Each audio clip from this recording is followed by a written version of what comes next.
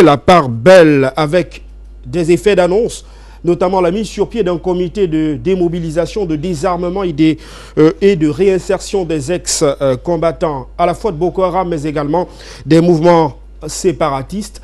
D'un ton ferme, le président de la République a de nouveau appelé ces séparatistes à déposer les armes, indiquant que l'option de la mise sur pied de ce comité de désarmement était l'option choisie par le gouvernement pour éviter des méthodes extrêmes. Pour ce qui est du redressement économique, Paul Biya souhaite relancer la croissance à travers la modernisation de l'agriculture, la réception de nombreux chantiers énergétiques, avec notamment un accroissement de la politique énergétique du Cameroun, avec la mise sur pied notamment des fameux panneaux solaires qui devraient permettre notamment au Cameroun d'avoir accès à l'électricité. Le président de la République a noté pour le fustiger la question de la maturité des projets aujourd'hui qui plombent les efforts de développement du pays. Pour ce qui est du volet démocratie, le président de la République souhaite poursuivre les projets en rapport avec l'amélioration des conditions de vie des Camerounais à travers la mise sur pied des infrastructures sociales de base, d'accompagnement, et il s'engage notamment à endiguer le chômage, ce fléau qui touche la jeunesse du pays. Paul Biya a évoqué également l'organisation de cette Coupe d'Afrique des Nations 2019, retirée au Cameroun par la Confédération africaine de football. Selon le chef de l'État, ce soir, ces chantiers doivent se poursuivre et être réceptionnés dans les délais.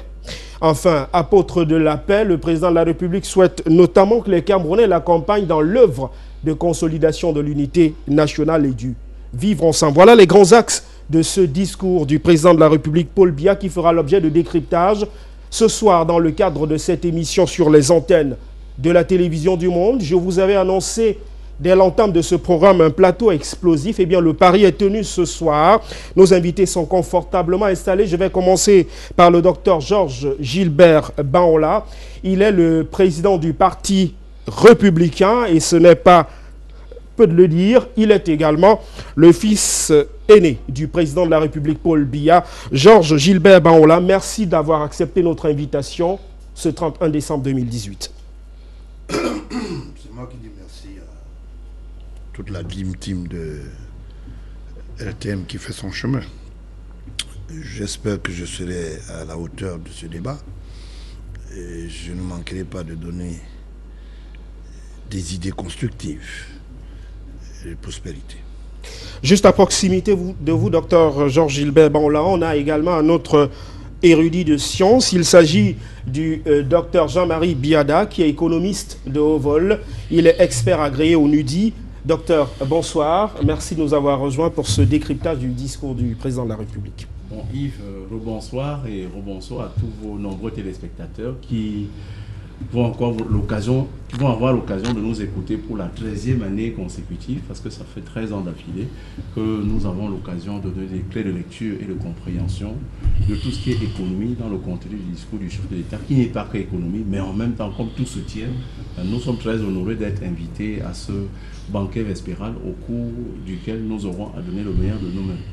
Juste à l'extrême, à mon extrême droite, on a le Pondal Jean-Marc Ngoss qui nous a également rejoint ce 31 décembre 2018. Il est le président du Parti d'Avril 48. Président, bonsoir et merci d'avoir accepté notre invitation. Bonjour, monsieur Yves Sanjo. Bonjour à tous mes co-panélistes. Bonjour à vos nombreux téléspectateurs du Cameroun et de par le monde. Et merci à vous de m'avoir fait l'amitié de m'inviter sur votre plateau. Vous direz bien de corriger le CPE à 48, parti de l'esprit d'avril 48. Alors, merci de m'avoir fait l'amitié de m'inviter sur votre plateau, afin de décrypter le discours de l'actuel chef de l'État.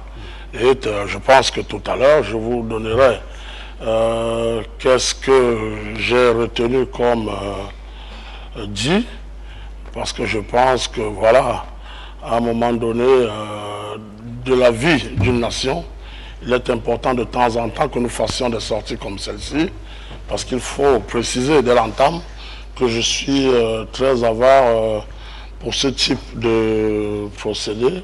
Généralement, je reste à l'ombre, j'observe plus. Mais ce soir, vous m'avez convié, écoutez, je suis là et je pense que en écoutant ensemble le chef de l'État, nous avons donc des éléments de langage pour pouvoir édifier nos nombreux compatriotes. En tout cas, présent, votre présence nous honore. Merci en tout cas d'être venu donc ce 31 décembre. Et puis je vais terminer le panel avec un cadre du Rassemblement démocratique du peuple camerounais. Il est également enseignant d'université, chef d'entreprise de très haut vol.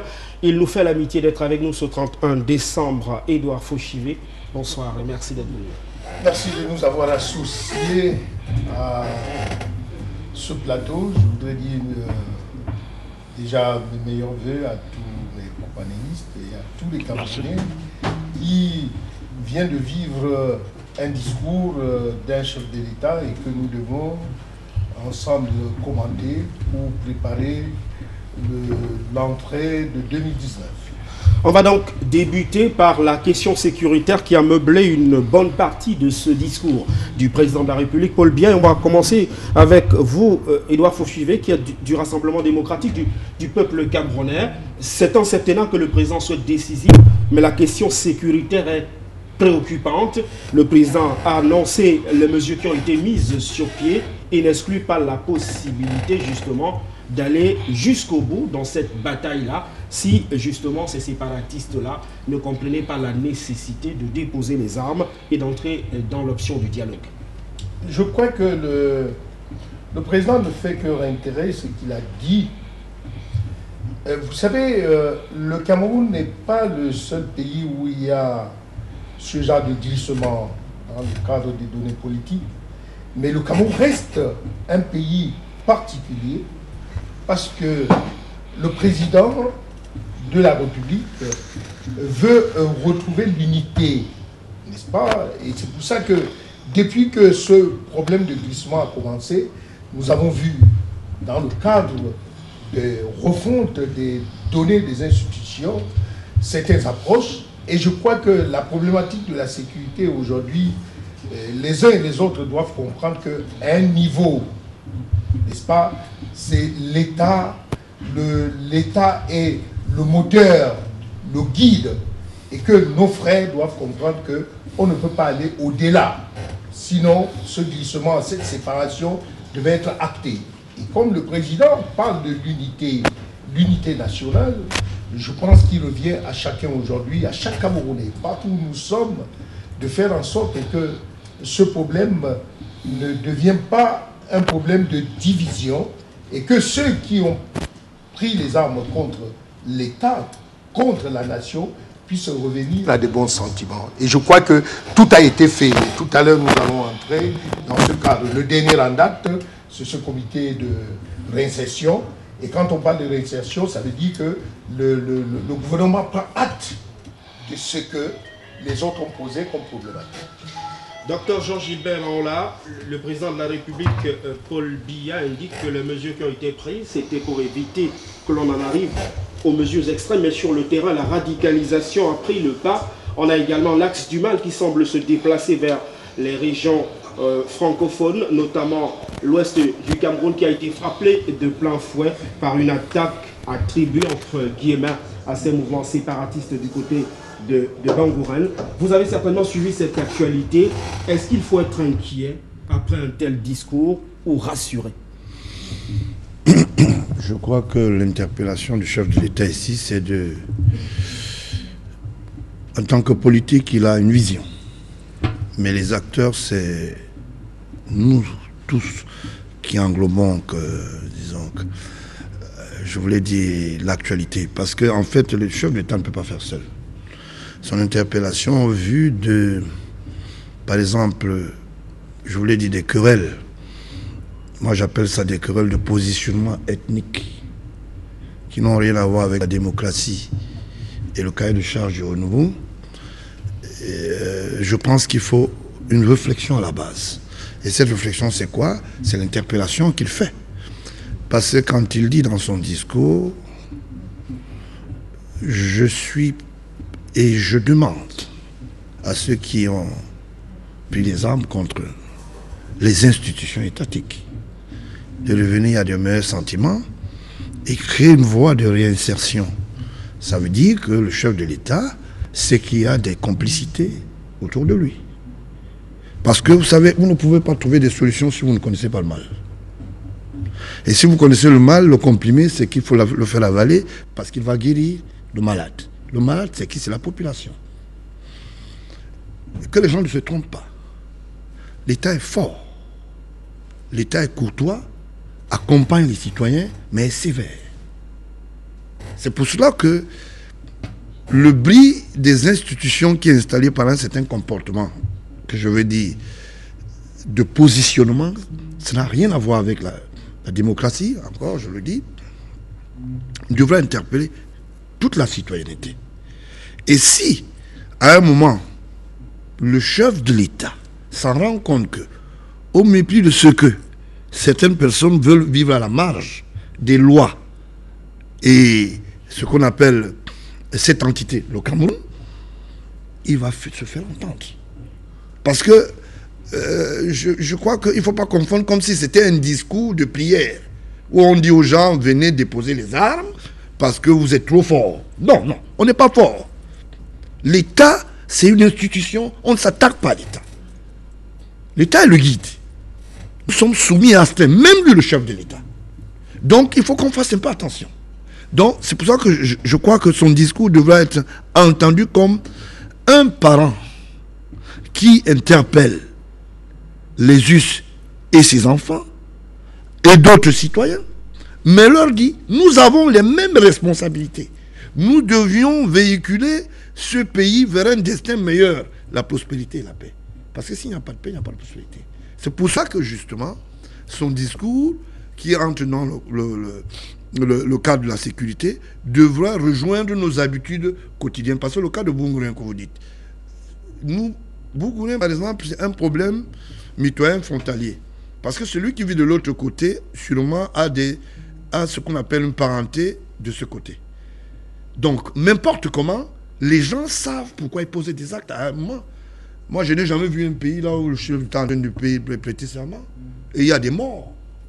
Ça veut dire que c'est un défi.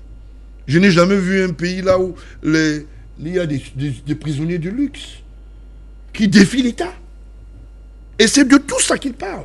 Parce que la sécurité, c'est le tout. Parce que le tout, ce n'est pas de regarder et axer et dire combien de personnes sont mortes dans le Grand Nord, combien sont morts dans le Nord-Ouest. Non, la sécurité, il faut avoir la sécurité morale, citoyenne, maintenant des us. Et ce qui nous accompagne, c'est cette armée que nous disons loyale. Parce que si à un moment, nous sentons que, ensemble, que notre pays est mis en péril, nous allons nous lever comme un seul homme. Et il dit qu'il ne peut pas faire seul. Son interpellation est collective. Donc les gens ne se ravisent pas pour dire, voilà, son discours du 31 a l'air de peindre les malfrats et des méandries par le poil. Non, ce n'est pas de ça qu'il s'agit. Il est question ici de mettre de l'ordre. Et l'ordre doit régner parce que nous sommes dans un pays sérieux. Voilà, c'est ce que je voulais. Pendant Jean-Marc Ngoss, vous avez sillonné ces régions au plus fort de cette fameuse crise-là. Aujourd'hui, le glissement observé sur le terrain était prémonitoire, à votre avis? On sait qu'on est parti d'une bataille quasiment corporatiste qui a été plus ou moins... qui a trouvé quelques solutions au niveau de l'appareil d'État. Il y a eu des revendications d'ordre politique, notamment sur la forme de l'État. Et on en est finalement à une sorte de revendication, à la limite insurrectionniste, dans ces parties du terroir-là. Vous avez vu venir cette situation? Tout à fait. Déjà, merci une fois plus, je ne le dirai jamais assez, Monsieur Yves Sanjo, de m'avoir convié à ce rendez-vous. Oh, combien je regrette de ne m'être pas souvent prêté à ce type d'exercice. Mais écoutez, ça a bien une logique, économiser l'omerta, parce que c'est la reine mère de toutes les formes de communication. Donc quand on n'est pas sûr que les mots qu'on emploiera seront plus forts que le silence, il vaut mieux les respecter.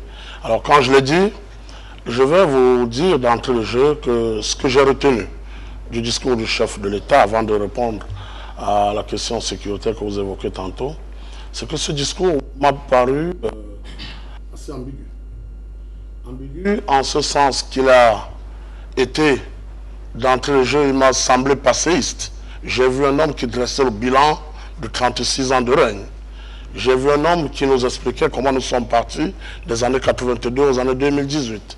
Donc, il faisait là une sorte d'autobilan. Et à partir de ce moment-là, sur l'approche futuriste, j'avoue que j'ai encore une sorte d'ambiguïté, voire de démagogie.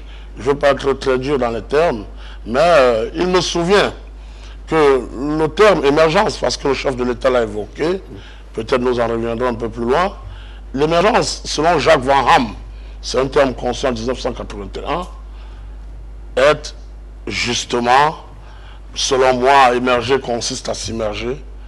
Ça veut dire que émerger, ça consiste à nager sans s'immerger. Donc ça veut dire qu'à un moment donné, quand on est resté longtemps sous l'eau, il faut mettre la tête hors de l'eau. Alors, si on est encore là à parler d'émergence, je vous rappelle que la Libye, je me demande toujours ce qu'on met dans ce terme émergence. La Libye avait accès à l'eau, à l'énergie, à des conditions de vie décentes, mais je crois que la Libye n'a jamais été un pays émergent, il est resté un pays à revenu intermédiaire. Donc, je me méfie un peu de ce terme-là, et je m'en vais vous dire qu'en 2013, le chef de l'État a peint le sombre tableau du régime actuel qui est encore aux affaires. Il a dit devant le monde entier, ils ont échoué, ils ont failli.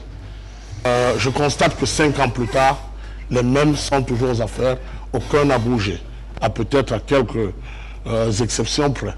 Alors maintenant, pour ce qui est de la crise sécuritaire à proprement dit, il a parlé de démobilisation, désarmement, réinsertion. Mais ça, à mon sens, peut-être qu'il n'est pas, qu'on n'est pas au même degré de renseignement. Je crois plutôt, s'il ne fait pas exprès, alors il est floué dans le renseignement. Les bilans qu'on lui donne sont faux. Parce qu'on ne peut pas être face à une crise comme celle-là et en être encore à parler de l'aspect linguistique, parler de commission bilinguisme, machin, réinsertion. Pourquoi je dis il y a une certaine ambiguïté, une certaine démagogie. Monsieur Sanjo, nous avons affaire ici à une menace asymétrique, à une guerre asymétrique. Parce qu'il faut le dire. Le chef de l'État dit ils ont porté les armes. Je ne suis pas le défenseur de ces... Je ne veux pas être trop dur, brigand. Je veux dire simplement de ceux-là qui portent des armes contre l'État. Je le condamne fermement. Il n'est pas question de diviser le Cameroun. Ça, il faut que je le dise. Mais seulement, c'est le chef de l'État qui, de retour d'un voyage d'Abidjan, a dit, c'est donc dorénavant clair pour tout le monde. Ils ont offensé l'État, nous irons à la guerre. C'est une guerre, sauf qu'elle est asymétrique. Alors, dans une guerre asymétrique, vous le connaissez justement par les acteurs. Alors, vous ne pouvez pas dire, bon, ok, il faut désarmer. Alors, à RTL, il y a M. Yves Sanjo, il y a Mme Dinali, il y a X, Y, Z. Il faut les désarmer. Oui, on les connaît, on les désarme. Là, c'est compréhensible. Mais dans une sorte de menace asymétrique, vous ne connaissez pas qui sont les acteurs en face. On a, certes, des ambazonnés, des gens qui disent qu'ils sont anglophones, machin. Qu'est-ce qu'ils ne disent pas que ce sont des Rwandais, des Ougandais, des Congolais venus à nos frontières pour déstabiliser notre pays? Surtout qu'on les arrête, on ne les a jamais fait témoigner à mon vision devant les caméras pour dire voilà, moi on m'a interpellé, je suis de tel village, voilà la raison pour laquelle j'ai porté les armes contre l'État. Alors maintenant, face à tout ceci, demandons aux gens d'aller vouloir désarmer les gens qu'on n'a pas armés, qu'on n'identifie pas. À mon sens, c'est ce que j'appelle de la démagogie.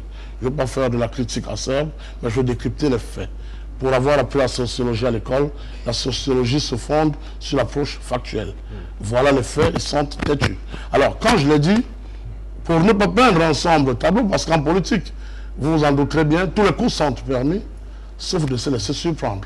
Il y a donc que, pour avoir été sur le terrain plus fort de la crise, pour avoir échangé avec les populations, j'en suis arrivé à la conclusion que cette crise est purement institutionnelle et constitutionnelle. Monsieur Yves Sanjo, les ressortissants de ces régions, si on ne le dit pas assez au chef de l'État, je le dis aujourd'hui, du haut de ma tribune de prochain chef de l'État camerounais, il est important de dire, demain matin, instaurer une vice-présidence au Cameroun. Instaurer une élection présidentielle à 2 tours, avec un scrutin plurinominal, président et vice-président. Ça veut dire si le candidat à l'élection présidentielle est d'origine géographique, je parle bien d'origine géographique, pas linguistique, francophone, alors que le vice-président soit d'origine géographique anglophone. Faites-le et cette crise est terminée. Parce qu'ils veulent les garanties qu'ils peuvent présider de mode destiné de la nation. C'est fort de ceci donc qu'au niveau du parti de l'Esprit 48, on a conçu 15 suggestions, je dis bien des suggestions, qu'on a faites au régime en place, parce que le rôle d'un parti n'est pas juste de critiquer pour critiquer, dire tel doit partir, on va inventer la roue. Nous sommes dans une approche propositionnelle de la gouvernance. Pour que les Camerounais vivent bien, ça nous va. Voilà ce que je peux dire d'entrée de jeu. Merci. Docteur Jean-Marie Biada, cette guerre n'a que trop duré, a martelé le président de la République, Paul Biya. C'est depuis 2016 que les régions du nord-ouest et du sud-ouest du Cameroun sont engluées dans cette instabilité aujourd'hui. Le bilan économique a été partiellement dressé par le JICAM. Est-ce qu'il faut être inquiet à ce niveau? À date, il n'est même plus question d'inquiétude, il est question de désarroi.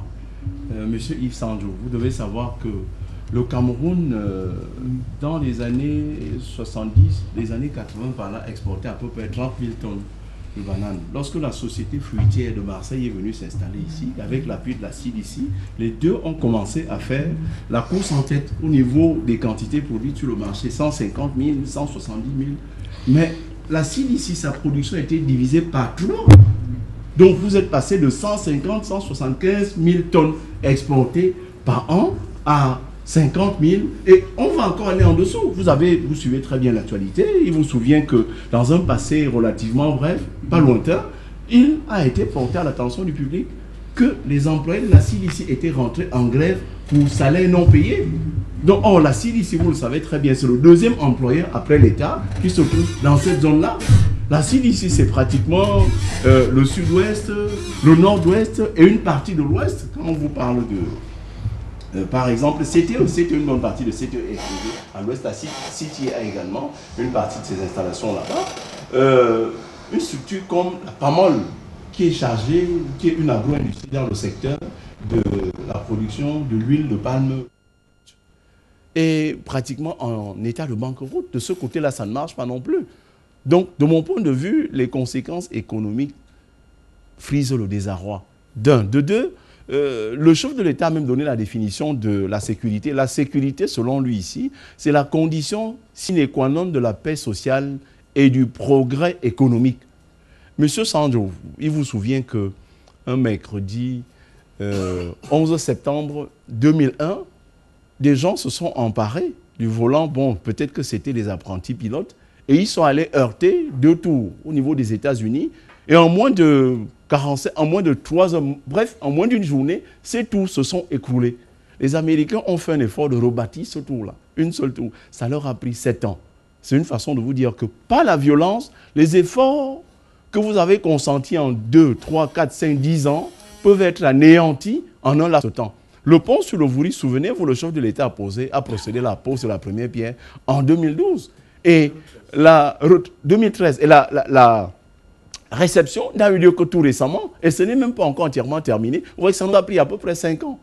Mais si on ne passe pas le procédé de la violence, ces 5 ans d'efforts peuvent être anéantis en un laps de temps. Donc, de mon point de vue, nous sommes là à l'ère du désarroi dans ce secteur-là. Et pour ce qui est de la sécurité, même moi, à un moment, je ne comprenais pas très bien la position du chef de l'État, mais il vient de le réaffirmer là tout à l'heure. Et c'est peut-être ma perception des choses, je veux la partager avec les autres. Le président a pris le pouvoir, a prêté serment un certain 6. Le président de l'Assemblée nationale qui lui pose un certain nombre de questions, il dit « I do so swear ». Il est en train de jurer de défendre la Constitution, de la protéger. Il a hérité d'un État unitaire.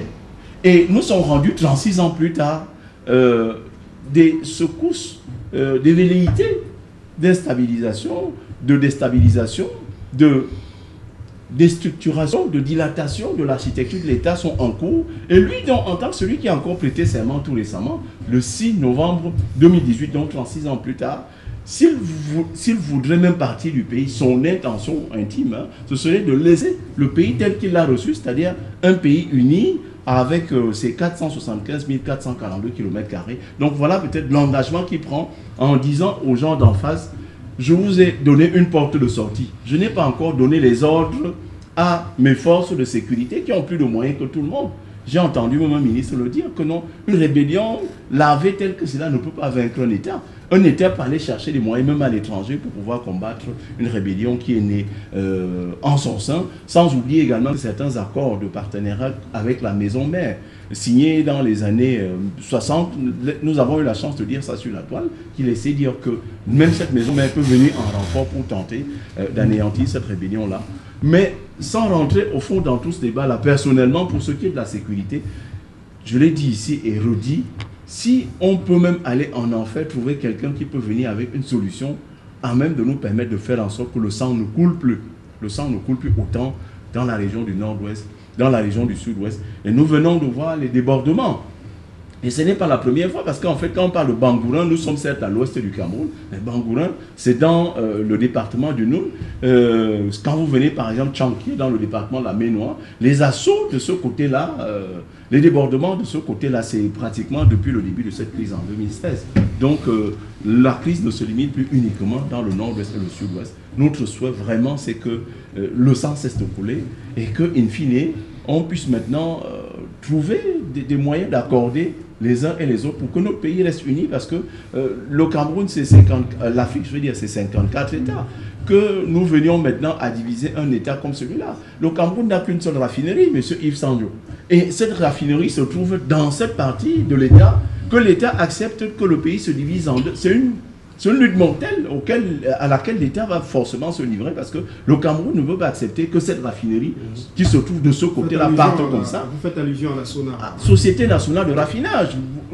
Vous avez des industries ici qui fonctionnent à partir du fioul lourd. Le fioul lourd sort de cette raffinerie-là. Le président vient de parler également des infrastructures énergétiques. N'oubliez pas qu'il y en a qui fonctionnent à base de l'eau. Donc, c'est les centrales hydroélectriques. Mais il y en a qui fonctionnent à partir du gaz. Heureusement, le gaz, c'est de ce côté-ci. Il y en a qui fonctionnent aussi à partir du fioul lourd ou du gazole. Mais ce gazole-là n'est pas produit ici. C'est produit dans cette zone-là. Et le Cameroun n'est donc pas disposé. Ça, c'est une invitation aux uns et aux autres de mettre un peu de l'eau dans leur vin et puis d'utiliser également des formules que les uns et les autres proposent. Parce que nous savons quand même que on en est peut-être à 7 ou 8 propositions, mais la situation sur le terrain ne change pas. Mais il y a quand même certaines vieilles propositions qui ont été faites depuis, qui n'ont pas été expérimentées. C'est-à-dire mettre par exemple un ticket gagnant lors des élections présidentielles où on a un président et un vice-président, et en même temps faire une élection par exemple présidentielle à 2 tours. Je crois quand même que cela a été proposé depuis 2016. Alors, il faudrait peut-être qu'on puisse essayer aussi ces formules, parce qu'en fait actuellement, je vous l'ai dit encore, si on a quelqu'un qui se trouve même en enfer, capable de faire en sorte que le sang ne coule plus comme c'est en train de couler dans nos 2 régions là, et ça déborde même ici à Douala, qui n'a pas quelqu'un qui sort du sud ou du nord de chez lui, ici à Douala, ils sont partout. Pratiquement à Kribi, vous partez là-bas, vous verrez également ces frères-là. Donc, in fine, pour conclure, vraiment, il est temps que cela cesse, que le sang cesse de couler et que le Cameroun se consacre maintenant à son développement, qui, de mon point de vue, est le seul enjeu important pour toute la patrie. Docteur Georges Hébert Banla, vous aviez indiqué à un certain moment donné qu'il s'agissait d'une bataille de positionnement. Vous campez sur cette position-là. Tout à l'heure, on entendait le pendant l'indiquer que c'est un problème constitutionnel, et dit-il institutionnel. Et je voudrais vous questionner sur l'opportunité de ce comité de désarmement. Selon le pendant, on est en face d'une bataille asymétrique. Est-ce qu'un comité comme celui-là peut faire son travail, notamment le désarmement des personnes qu'on ne connaît pas? En stratégie de guerre, quand on parle de symétrie, ça veut dire qu'il y a des forces qui peuvent se tutoyer. Nous avons affaire aux brigands, des gens qui n'ont pas de moyens et qui vivent à travers une certaine, j'appelle ça l'arbre théologique, la patience, la tolérance. Ça n'existe nulle part, ce qui se passe au Cameroun. Même les pays les plus iniques dans le monde n'acceptent pas ça. Parce qu'au Cameroun, l'orthodoxie, quand il y a un problème, on va dans une église, on prie beaucoup. Et on dit les solutions, c'est l'église. Pourtant, on a une grande muette qui s'échauffe dans les tavernes, qui a besoin de voir qui embête en face. Ça aussi, c'est géré, c'est gouverné. Et j'ai toujours entendu au Cameroun, guerre asymétrie avec un voyou qui marche avec les plastiques sur les pieds, avec une arme artisanale. qui n'a même pas de quoi bouffer, qui devient un brigand, qui va agresser les populations. Ça veut dire qu'il n'y a pas une guerre asymétrique. C'est pour ça que j'ai parlé de positionnement. Il y a quelques voyous dans le gouvernement, ça je le dis, qui passent leur temps à croire qu'ils peuvent animer une certaine guerre de positionnement. Depuis que l'histoire de nord-ouest et sud-ouest se tient, j'ai l'impression qu'on fait la part belle à cela. Quand on ne nomme pas les gens, il faut s'attirer moyen à leur pitié. Mais eux-mêmes ne trouvent pas les solutions. Je vous donne des exemples simples. Vous avez à 100 mètres le domicile du Premier ministre. À 200 mètres après ça, vous avez le sous-préfet qui est là. Alors, voici M. Ambazonien qui arrive ici, il esquive la maison de M. le Premier ministre. Il se trouve en train de brûler une entité d'État. Je trouve ça très drôle. Alors, si on combat le système et le gouvernement, ça veut dire que n'importe comment, on n'aime pas voir tout ce qui est gouvernemental. Pourquoi on esquive la cible du Premier ministre? Moi, je ne comprends pas ce genre de guerre. Ça veut dire que les gens savent ce qu'ils font. Les gens vont dans des réunions et disent, voilà, nous pouvons trouver des solutions. Pendant qu'ils trouvent des solutions, on est en train d'assécher la CDC. Père son nom, je voulais dire, l'ancien directeur général qui était Galakwan, qui pouvait animer encore cela. On a vu ça venir. C'est de l'imposture pure et simple. Il n'y a pas un problème, c'est un problème identifié. On a identifié. Moi, j'ai donné des noms dans ce pays. On les connaît. On est resté dans la Bible. Le pardon. Il faut avoir pitié des gens.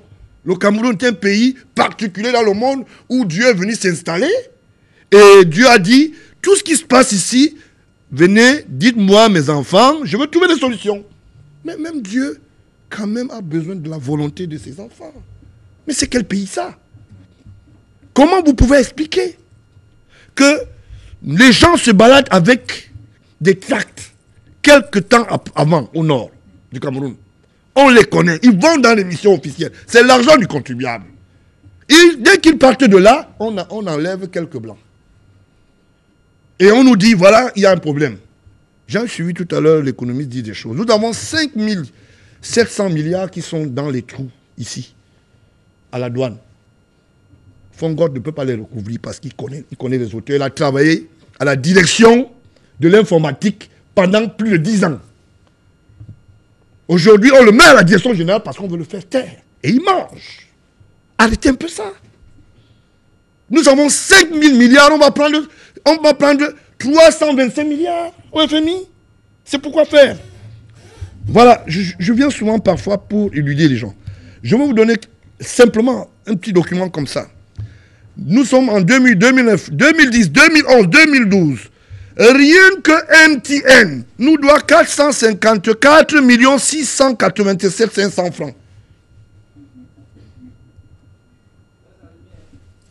Ça veut dire quoi? Ça veut dire qu'il y a un laisser-aller.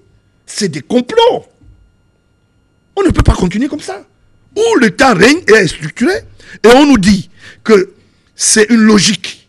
Et on connaît l'ennemi en face. L'ennemi ne peut pas parler et dire je fais une guerre asymétrique alors qu'il est invisible. Tu vas t'attaquer à qui? Ça veut dire que, il y a le porte-là qui est en face, parce que c'est lui qui se cache. L'État est visible, et l'État a ses moyens. Vous comprenez? Dès qu'il y a une frappe au nord-ouest, on dit non, c'est pas bon. On vient avec des halogènes, oui, voilà, c'est très bien, il ne faut pas parler de ça. L'Église entre dans ce qu'on appelle son histoire, l'Église entre dans son système de manipulation. C'est ça la vérité. Que les gens veulent ou pas, on connaît les acteurs. Monsieur Biya va partir. Nous, on va gérer le pays. Et nous, on va traiter ces gens. On va les traiter. Non, s'il vous plaît. Oui, allez-y, président. Vous savez, c'est des petites gens. Biya va aller en repos. Le Cameroun ne va pas rester sous l'ère du renouveau seulement. Ça va rester sous l'ère aussi du Parti républicain. Et je voulais m'associer avec le président de 48 pour lui dire qu'il a des très bonnes idées. D'accord? Mais il faut que nous soyons conséquents. Qu'on dise qui fait quoi. Ce voyoutisme doit disparaître. On sait qui fait quoi. Donc en réalité, on n'a pas de guerre asymétrique. On a quelques voyous qui se cachent à travers la légendaire que j'appelle le repli identitaire.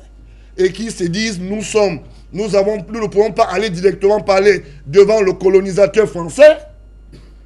C'est ça qu'il s'agit. Nous allons bousculer à l'intérieur. Est-ce que nous pouvons avoir un jour le temps d'arriver au sommet? Mais quand on signait le contrat de parité des conventions, il faut d'abord critiquer cela et renouveler cela. Personne n'en parle. Et parce que ça intéresse un certain nombre de personnes. Vous ne pouvez pas continuer comme ça à animer des comportements qui n'ont rien à voir. Quel est ce pays où on anime les gens? On nomme les gens en fonction des paternités du village. Où on dit non, on a donné à tel ceci, il faut qu'on donne à l'autre.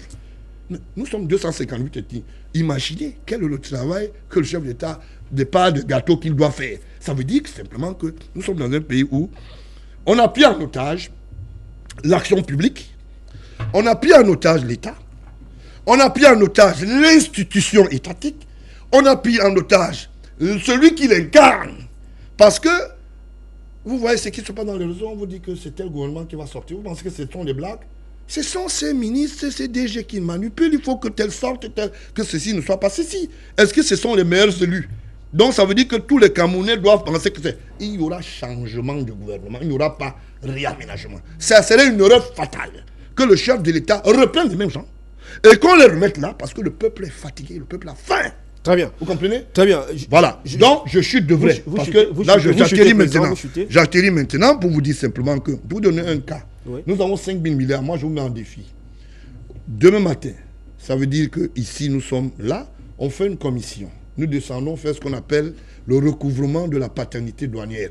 Je le dis sérieusement ici, parce qu'il y a quelqu'un ici sur la table qui sait de quoi je parle. D'accord? Les 5 000 milliards, on peut les retirer.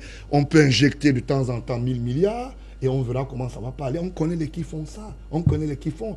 Voilà une entreprise comme la SGS qui a payé 4 milliards à la place de 43 milliards. Il y a un monsieur qui est en prison aujourd'hui parce que simplement le Premier ministre a mangé un peu. Ça m'engage. Hein? Ça m'engage, n'ayez pas peur. 43 milliards de recouvrement. On a payé 4 milliards. Parce que j'ai un document qui justifie. On a fabriqué la fausse signature du chef de l'État qui dit que le chef d'État a donné instruction au Premier ministre de faire payer 4 milliards à la place de 43 milliards. Est-ce que ce Premier ministre peut me dire la vérité que c'est de ça qu'il s'agit? Il ne peut pas. Très bien. Je voudrais, Edouard Fossuvet, qu'on évolue un peu sur cette question sécuritaire-là. Est-ce que les solutions qui sont préconisées vous semblent les mieux adaptées? Je vais faire une remarque. Je suis venu sur le plateau pour commenter le discours du chef de l'État. Je voudrais qu'on reste centré sur le discours du chef de l'État. Nous ne sommes pas en campagne. Tout à l'heure, mon voisin de droite a déjà parlé de sa proposition d'être président de la République. Ceci est possible. Mais je pense que aujourd'hui, le chef de l'État, pas le chef de l'État actuel, le langage constitutionnel, et je ne peux pas laisser passer ça, d'autant plus que je suis un enseignant. Il y a un chef de l'État, il n'y a pas de chef d'État actuel.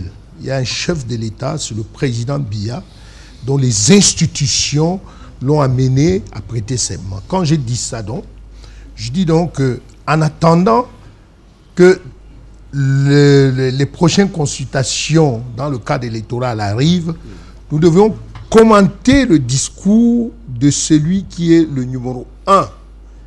Le président a tracé une voie. Ensemble, nous pouvons essayer de voir si le Cameroun peut évoluer. Ce sont des balises. Et vous parlez donc de la problématique de la sécurité. Je voudrais dire à mon collègue qu'on ne peut pas mélanger sécurité et économie au même moment. Il faut qu'on... Je crois que la trilogie... L'architecture avait été donnée et nous sommes au niveau de la sécurité. Prenons la sécurité, après, entamons. Quand j'ai parlé de cette méthodologie, je reviens donc au niveau de la problématique sécuritaire pour dire que je suis d'accord avec Georges, mon ami, quand il parle de la non-lisibilité de ces guerres asymétriques dont parle Bondol. Il n'y a pas de guerre asymétrique, il n'y a pas... Quand vous avez en face de vous ceux qui vont contre l'État, dans le principe du droit, l'État est fort. On le dit et c'est écrit, après Dieu, c'est l'État. L'État peut mettre aujourd'hui en péril tous ceux qui ont pris les armes. Le président de la République vient de le dire. Il ne veut pas passer à la destruction de son peuple. C'est pour ça qu'il a mis sur pied donc ce comité donc, de réinsertion. Et donc, je crois qu'aujourd'hui, il dit qu'il ne peut pas faire seul. Il n'y a pas d'assimilation. On connaît ceux qui ont pris. Ce sont des voyous. Les Camerounais anglophones, nos frères, ne veulent pas de la séparation, veulent l'unité de notre pays. Quand nous disons ça, on pose donc la question de savoir que sont ceux qui sont de l'autre côté qui veulent. Aujourd'hui, tous les brigands, vous parlez de Bangoura, je suis Bamou. Tous les brigands, tous ceux qui sont entrés à Bangoura, c'est ceux qui viennent comme le Boko Haram, qui, à travers les données frontalières, vient chercher de quoi se nourrir. Bangoura est un bassin nutritionnel. Et donc vous comprenez que, aujourd'hui, parce que l'armée a pu faire le contournement et la sécurité de l'autre côté, le seul point qui restait pour infiltrer, là où ils pouvaient avoir à manger, c'était Bangoura. Et voilà pourquoi ils entrent à Bangoura. Et bientôt, nous disons maintenant, et les forces normalement de défense nous suivent. Ils ont failli parce qu'ils n'ont pas encerclé totalement ces forces. Sinon, ces gardes des brigands devaient rentrer dans le cadre du Nigeria. Ne soyez pas étonnés maintenant que ça soit Bouddha. Puisque après Bangoura, c'est Bouddha. Puisqu'on a au niveau de la frontière à Djakiri, nous avons 3 départements. Nous avons le Boutos, nous avons le Nou, et nous avons maintenant le côté donc, du nord-ouest. Donc, pour dire quoi? Pour dire que aujourd'hui, on ne peut pas demander, il ne faut pas demander trop. Nous ne pouvons pas demander aujourd'hui aux crises de revenir. Le président de la République a fait ce qu'est un père. Et le langage que vient de tenir le président de la République est fort. C'est un langage d'un père. C'est un langage d'un patriote. C'est le langage de quelqu'un qui veut la paix. Nous avons aujourd'hui de la centrale, puisqu'il faut dire à ceux qui nous suivent, de Yaoundé, on voit tout ce qui se passe au nord-ouest. On voit tout ce qui se passe au sud-ouest. Aujourd'hui, à travers les données, je parle satellitaires, on ne peut pas, vous ne pouvez pas. Chaque fois qu'on a enlevé quelqu'un, le lendemain, on le récupère. C'est parce que les forces partent récupérer. On ne veut pas. Il faut que nos frères comprennent que ce n'est pas un problème. On les connaît et on ne veut pas tuer.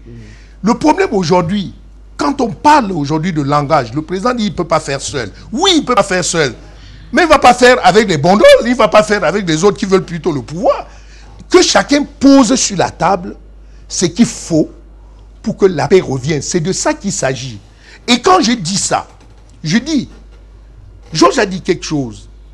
On connaît ceux qui manipulent auprès du chef de l'État pour que ce genre, normalement, je ne parle pas de guerre, de dysfonctionnement, reste à leur profit. On connaît. Mais il faut que ces gens comprennent qu'à un moment donné, il faut arrêter parce que le Cameroun, comme a dit tout à l'heure le docteur, c'est 475 000 kilomètres. Ce n'est pas pour deux personnes. Les ressources humaines du Cameroun aujourd'hui, et je parle, mon collègue comprend ce que je vais dire, on peut aujourd'hui diriger le Cameroun avec une seule ethnie. On trouvera les énergies compétentes dedans. Il faut que les gens comprennent que s'il y a le problème d'élargir aujourd'hui l'assiette de ressources humaines, ce n'est pas parce que on ne peut pas venir aujourd'hui, on dit par exemple que les Sawa peuvent diriger, on peut trouver les énergies compétentes rien qu'au niveau des Sawa.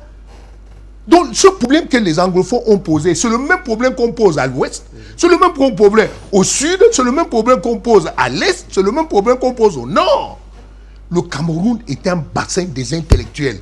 Il faut dépasser le contexte, ce principe d'équilibre régional pour revenir maintenant au principe de la compétence. Et c'est parce que ceux qui parlent aujourd'hui des données en termes des équilibres, ils jouent leur jeu. L'équilibre régional, pour nommer, on dit par exemple, le Premier ministre doit être anglophone.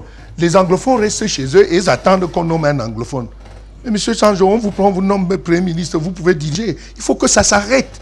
Qu'aujourd'hui, les Camerounais, partout où ils sont, comprennent qu'ils peuvent participer à la gestion de ce pays. Et c'est pour ça donc que ce principe de sécurité devient maintenant un marchandage, un chantage. Ça devient un chantage parce que les gens se retournent, restent et demandent même à leurs frères, disparaissez, allez en forêt pour qu'on dise que le village est vide, parce qu'il faut à tout prix qu'on nomme un de nos frères. Mais vous vous rendez compte? Mais il y a ceux qui sont au Nigeria qui l'ont dit. Qui l'ont dit que c'est parce qu'on n'a pas nommé quelqu'un de leur village qui sont mécontents. Mais c'est de ça qu'il s'agit. Le Cameroun ne peut pas aujourd'hui devenir un bassin où chacun se retourne et dit, comme on n'a pas nommé quelqu'un à ce niveau, nous entrons en rébellion. Mais dans ces cas, monsieur, il y a quand même 10 régions. Il y a de 300, 320 ethnies. Chacun va donc rentrer. Et puis le Cameroun deviendra donc plus que le Rwanda. Nous allons continuer la guerre aujourd'hui. Aujourd'hui, la sécurité du Cameroun dépasse toutes les donnes possibles parce que notre développement et notre émergence ne peut se stabiliser qu'au niveau de cette paix dont la sécurité est l'ingrédient. Il faut que chacun qui comprenne aujourd'hui que s'ils veulent rentrer, même quand les Nations Unies diront par exemple que le Cameroun peut se diviser, les anglophones, les Camerounais anglophones resteront au niveau du Cameroun. Le docteur a dit tout à l'heure que c'est peut-être pour la Sonara. Docteur, ce n'est pas pour la Sonara. La Sonara n'est absolument rien. Laissez-moi vous dire que aujourd'hui, le Cameroun, on peut diviser le Cameroun, la Sonara reste de l'autre côté. Et la question que je veux vous poser, c'est que quel est le navire qui viendra accoster là-bas? En passant par où? Mais attendez, là, je crois qu'on est en train de bluffer, là. Ne leur donnez pas cette idée, en tête pour qu'ils disent, par exemple, qu'ils nous tiennent à cause du pétrole. Et notre pétrole n'est pas transformé chez nous, c'est du brut. Donc quand je dis ça, vous comprenez ce que je vais dire. Pendant Jean-Marc Gosse, je voudrais qu'on sorte de ce sujet sur la sécurité. Le président a la main tendue vis-à-vis de ces personnes et souhaite finalement que la paix, l'unité, le vivre ensemble soient érigés en cause nationale au Cameroun. Comment est-ce qu'on fait pour ce qui est du dialogue? Il faut un dialogue inclusif au-delà de la pacification urgente de ces régions-là. Merci, M. Yves Sanjo, de me repasser la parole. J'avoue que j'ai des frissons après avoir entendu M. Edouard Fauchevet qui feint de ne pas savoir que je suis l'homme Podol, Jean-Marc Ngoss, parce qu'il dit Bandol, on ne dit pas Bandol, c'est Podol. Alors, je veux dire, je crains pour la nation parce que vous l'avez présenté comme étant du parti au pouvoir et l'entendre dire le chef de l'État actuel ne fera pas avec des Bandol, il fera avec ceux qui veulent construire parce que Bandol veut le pouvoir, ça me fait un peu frémir.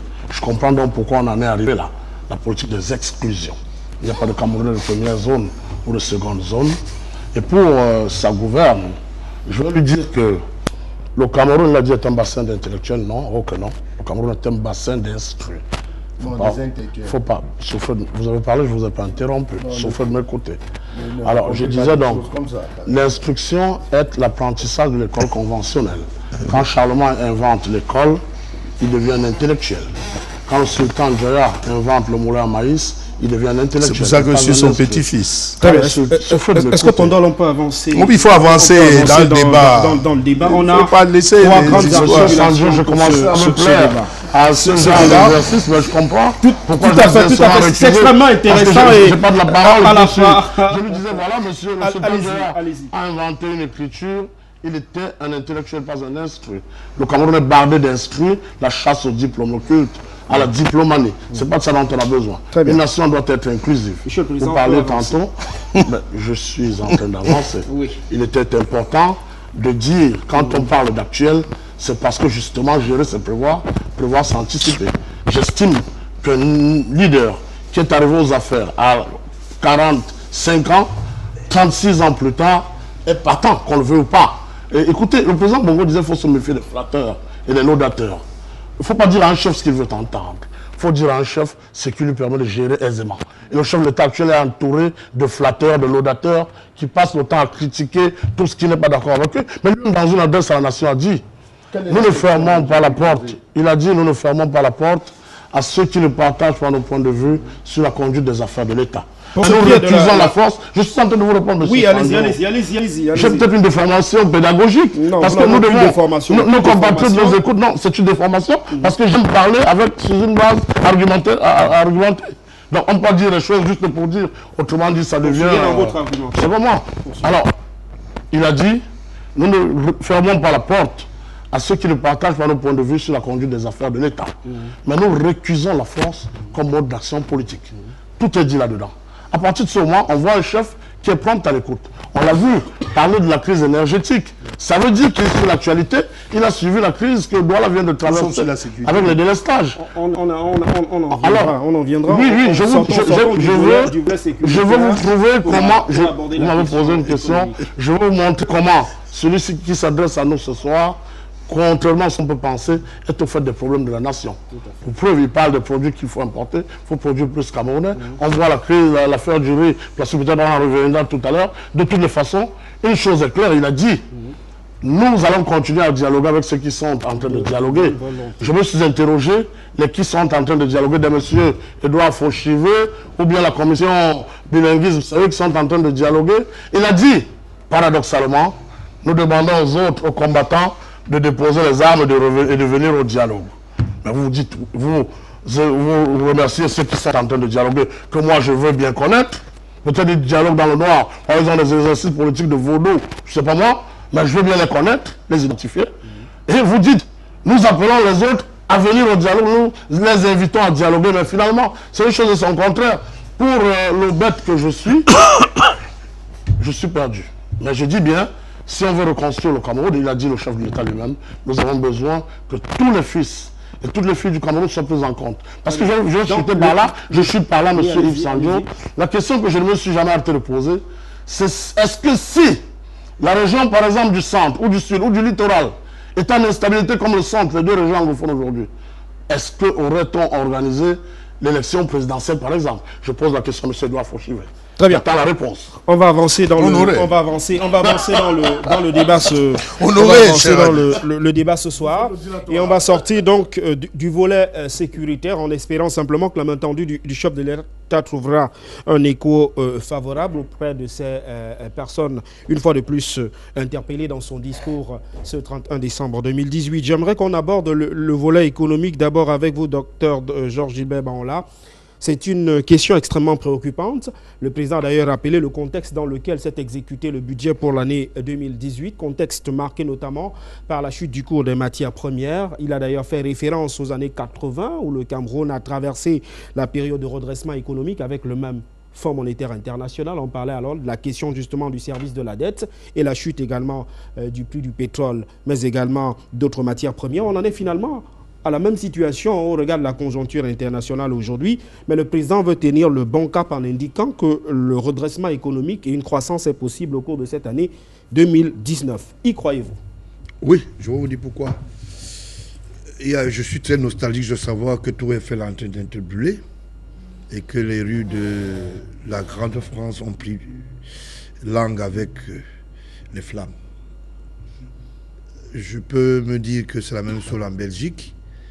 Et quand je vais m'effondrer du côté du nord au Cameroun, je me sens que Boko Haram a chassé le paysan et le maïs n'existe plus dans le marché, mais peut-être périodiquement. Je voulais m'entendre dire par là, sur le plan économique, que les effets de masse monétaire, c'est des consortiums financiers qui les gèrent. Et dans cette politique, il y a des approches. Les sédentaires financiers, ce sont les mastodontes. Parce que quand on parle, par exemple, des investissements subis, on ne peut pas les investissements subis parce que nous parlons des fonds locaux et de la gestion locale. Ça veut dire que ce que nous produisons, nous faisons une programmation à travers un budget, les états de service, les besoins regroupés, et voici ce que nous pouvons faire comme projection. Le pont de Bonabéry peut naître, mais si le pont de Bonabéry doit être construit, que c'est des financements extérieurs, il faut savoir que ça obéit à une certaine orthodoxie. Les gens confondent tout. Nous sommes le seul pays aujourd'hui où la souveraineté nationale au niveau du financement extérieur demeure une entité qui flattent les investisseurs. C'est pour ça qu'ils sont là. Parce qu'en réalité, quand on parle de projets structurants et avec une demande forte en fonction des projets, il ne faut pas se leurrer. Ces consortiums financiers ne viennent pas perdre. Ils jouent à un jeu de gagnant. Et c'est pour cela que nous avons un problème. Il faut que nous quittions la moralité douteuse que nous avons mis en place. Le BIC contre l'argent. C'est pour cela que nous avons une mauvaise implémentation. C'est pour ça que quand on parle d'un pays à revenu intermédiaire aujourd'hui, et que la vieille Chine que nous donnions il y a quelques années, on était arrogants en leur donnant quelques dîmes additionnels. D'accord, hein? Aujourd'hui, nous nous attardons en disant mais qu'est-ce que nous sommes devenus? Parce que simplement nous avons des économistes, je voulais dire pied plat, non, je dis pied plat, pied plat, investi dans ce qu'on appelle la nomination. Ils ont quitté les amphis universitaires, ils ont quitté leurs charges et ne veulent pas faire le transmis du savoir. Parce que le problème ici, aujourd'hui, le Cameroun demeure la seule libellule aujourd'hui en Afrique qui est porteuse, qui a une demande forte en termes de ce qu'on appelle d'investisseurs. Parce que nous sommes le seul pays. Hein. L'aéroport, par exemple, de Yaoundé a bénéficié, par exemple, d'un financement que je voulais dire avec garantie souveraine. Mais le chef de l'État n'avait pas en ce moment compris qu'il y avait un certain nombre de ses partenaires qui voulaient l'enfoncer, qu'on nous devions un jour comme l'Éthiopie, comme d'autres pays. Mais quand il a compris, on a fait même ce qu'on appelle recours à nos, ce qu'on appelle, je voulais dire, à nos caisses pour que nous puissions rembourser avant les dates. Comment vous pouvez expliquer que dans une garantie, souvent on vous demande 20, 30 ans pour un remboursement d'un crédit local que vous allez avoir? Nous savons 5 000 milliards. Les 5 000 milliards sont des revenus qu'on schématise sur le plan calcul. Ça veut dire quoi? Ça veut dire que c'est une garantie visible. Nos banques sont fluides. Nos banques sont fluides. C'est pour cela que vous trouvez des gens qui font aujourd'hui dans ce qu'on appelle des paradis fiscaux. C'est ça la vérité. Aujourd'hui, vous pouvez aller dans une banque, même locale, la BICEC ou quoi que ce soit, vous demandez 300 millions pour un investissement, on va vous sortir ça. Mais les garanties d'accompagnement n'y sont pas. Parce qu'on a touché l'entité nationale, le mauvais parrainage, ce qu'on appelle les biens d'État. L'État organisé, mais les citoyens ont floué l'État. Vous pouvez parler d'une économie pareille. Un Camerounais a 10 immeubles à Bonanjo. Vous lui posez la question, il vous dit que je suis héritier de ceci. Il ne sait même pas qu'il n'y a pas cession, il n'y a pas vente. Vous comprenez? Vous pouvez avoir un contrat de bail amphithéotique, mais vous n'avez pas le droit. Vous comprenez? Ils sont pleins comme ça. Et c'est eux qui sont en train de battre en brèche la politique du renouveau. Parce que le chef d'État vient avec lui-même comme tel, il a une vision planétaire, il dit, le Cameroun se porte mieux, on a des garanties, mais ce que le chef de l'État, on ne lui avait pas dit, c'est que la foncière qui est ce qu'on appelle la ride et la solidité de tous les pays du monde. Les États-Unis sont forts parce qu'aujourd'hui, sur le plan économique, parce que les terres, aujourd'hui, ont été évaluées. Si vous n'avez pas de terre, vous n'avez rien. Ce sont ces garanties. L'or vert, vous avez la parole maritime. Vous avez tout le reste. Si vous n'avez pas ça, vous ne pouvez pas. Donc, nos économistes, nos clochards, pas celui qui est à côté de moi, je n'ai pas dit ça. Je voulais dire. Ils nous clochardisent simplement et nous amènent dans un calcul numérique qui n'a rien à voir avec la réalité. Et c'est pour cela que nous avons 350 milliards de publicité chaque année à se partager. Je suis sûr que cette télévision n'a même pas 100 millions par mois de publicité, de régie publicité. Mais, donc, ça veut dire qu'il y a un problème. Les gens ne veulent pas et se servent à travers les institutions, les caisses de l'État. Personne n'a rien dit. Quand on veut parler, ils font un repli identitaire. Ils disent non, je suis protégé par tel. Et comme je suis très proche de tel, et l'autre est à côté du chef de l'État, et ça fait l'affaire. Vous trouvez des secrétaires généraux qui construisent des domaines. Il est aux affaires il y a 9 mois. Et vous dites que non, c'est normal, j'ai gagné la loterie. Maintenant, je suis en train de le dire. Lors d'une émission précédente, je l'avais dit ici. Je ne veux pas te rappeler les méandries. Les mêmes gens dont j'avais cité, si tu mets la même bobine, c'est eux qui sont aujourd'hui à la plateforme et ils seront très vite partis quelque part. Vous avez un ministre de la Justice qui est dans la gourmandise des ateliers, des histoires d'armoiries. Laisse-moi parler. Docteur. Comprenez? Docteur Jean-Gilbert Baola. C'est de l'économie, mais je voudrais qu'on reste. Je reste dans. Parce que le Cameroun veut dans le comprendre pourquoi. consensus du volet. Je donne des petites pistes pour dire pourquoi est-ce que, par exemple, quand vous avez un problème au niveau de Bonapiso, au marché de fleurs, vous trouvez un ministre qui a beaucoup de parcelles là-bas. S'il veut prendre un crédit, il va prendre le faux titre qu'il va fabriquer pour aller prendre de l'argent dans une banque. L'argent est numérisé.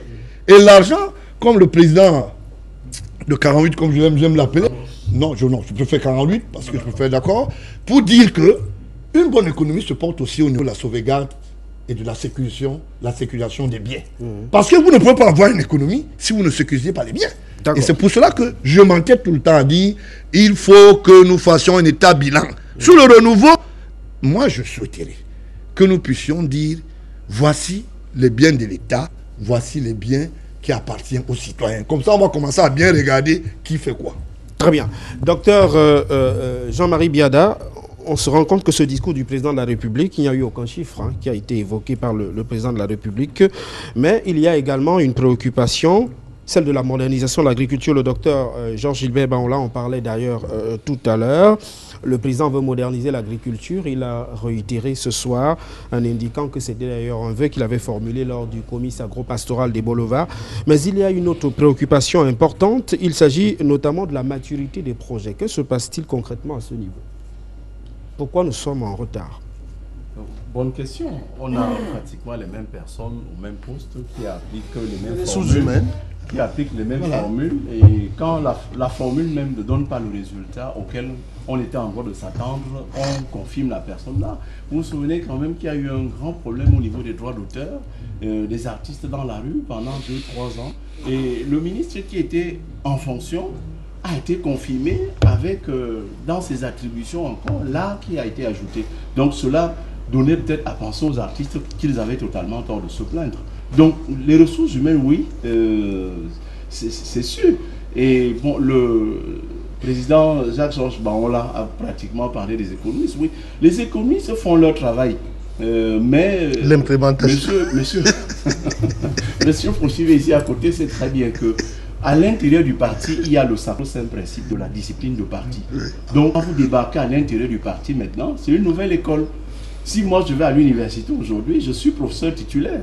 Mais si je vais à l'intérieur d'un parti politique, militant de base, après je suis au niveau de la cellule, après la sous-section, après la section, après maintenant je suis au comité central, au bureau politique. Donc il y a une hiérarchie qui fait que il est parti donc de son université avec le grade le plus élevé, mais quand il arrive dans cet univers-là, parfois on ne lui donne pas la position de décideur. Il devient tout simplement un aide à la décision. Un aide à la décision, c'est comme un médecin. Il a posé son diagnostic, il sent que voici la maladie qui vous tenaille et voici la médication qu'il vous propose. Un comprimé le matin, un à midi, un le soir. Il ne vous suit pas chez vous. Vous pouvez arriver chez vous, vous estimez que ces comprimés sont tellement minuscules que vous pouvez boire ça tout d'un coup. Si vous buvez et vous mourrez, ce n'est pas le médecin qui a prescrit une mauvaise médication. C'est vous qui n'avez pas été à la hauteur des explications qu'il vous a demandées. Pour en venir maintenant à ce que vous êtes en train de dire, l'économie, le président qui met l'accent sur la... Oui, je veux dire, incidemment, il a parlé des projets de la CAN.